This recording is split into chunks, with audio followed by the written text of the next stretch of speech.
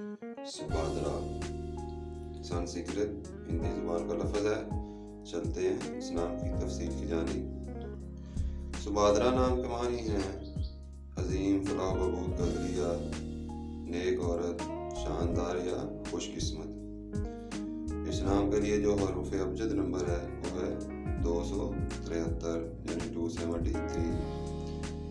खुशकिस्मती का अदद इस नाम के लिए है 1 और 11, और इसके साथ जो मज़ीद हम आहंग नंबर हैं उनमें 5 और 9, और जो नंबर मसला कर सकता है वो है नंबर 4। इस नाम के लिए जो हाकिम स्यारा है वो है प्लूटो, और इस नाम के लिए जो खुशकिस्मती का दिन है वो है बुध और जुमा का दिन। लकी कलर्स में मुवाफिक रंगों में सुर्ख, जंगनुमा और हल्का सब्ज़ रंग शामिल है। इस नाम के लिए जो लकी स्टोन है वो है याकूत। लकी मेटल्स में कांसी और तांबा धातु शामिल है, और लकी टाइम इस नाम के लिए है सुबह 7 से लेकर सुबह 9 बजे तक का वक्त। ऐसे लोगों की मुस्बत फितरत में सच बोलना, शुक्रगुजार रहना, नरम मिलाने तबीयत का होना और हर काम में पुरुमीद होना है।